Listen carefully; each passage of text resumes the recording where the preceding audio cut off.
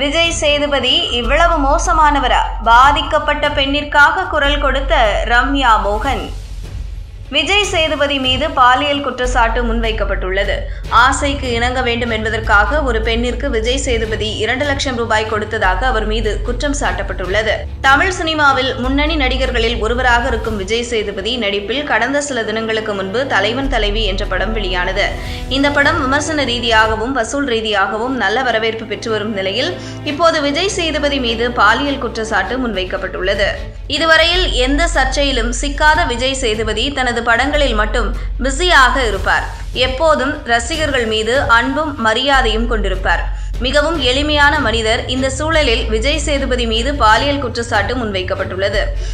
இது தொடர்பாக ரம்யா மோகன் என்ற பெண் தனது சமூக வலைதள பக்கத்தில் தனக்கு நன்கு அறிந்த பெண் ஒருவர் தனது ஆசைக்கு இணங்க கேரவனில் வைத்து 2 லட்சம் ரூபாயும் பாலியல் விருப்பங்களுக்காக 50,000 ரூபாயும் விஜய் சேதுபதி கொடுத்ததாக குறிப்பிட்டுள்ளார்.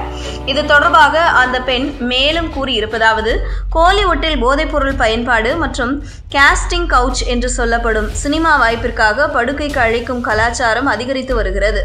இது வெறும் விளையாட்டல்ல. எனக்கு தெரிந்த நன்கு அறிந்த ஒரு பெண் இவ்வாறு இந்த சூழலுக்கு இழுத்துச் செல்லப்பட்டு தற்போது மறுவாழ்வு மையத்தில் சிகிச்சை பெற்று வருகிறார். அந்த பெண்ணை பல ஆண்டுகளாக பயன்படுத்தி வந்த விஜய் சேதுபதி அவருக்கு 2 லட்சம் ரூபாயும் பாலியல் ஆசைக்காக 50,000 ரூபாயும் கொடுத்திருக்கிறார். ஆனால் இன்று நல்லவர் போன்று வேஷம் போட்டுள்ளார்.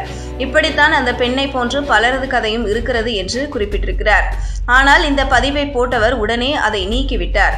ஆனால் ரம்யா மோகன் அதை தனது பக்கத்தில் விஜய் சேதுபதி இவ்வாறு செய்திருப்பதாக கூறி பதிவிட்டுள்ளார். மேலும் இது விஜய் சேதுபதி ரசிகர்களிடையே அதிர்ச்சியை ஏற்படுத்த உடனே ரம்யா மோகனை பலரும் விமர்சிக்க தொடங்கினர். அதற்கும் பதிலளித்த ரம்யா மோகன், சிலர் உண்மையை ஒப்புக்கொள்வதை விட பாதிக்கப்பட்டவரை குறை சொல்வதிலும் ஆதாரம் குறித்து கேள்வி எழுப்புவதிலும் தான் தங்களது கவனத்தை செலுத்துகிறார்கள்.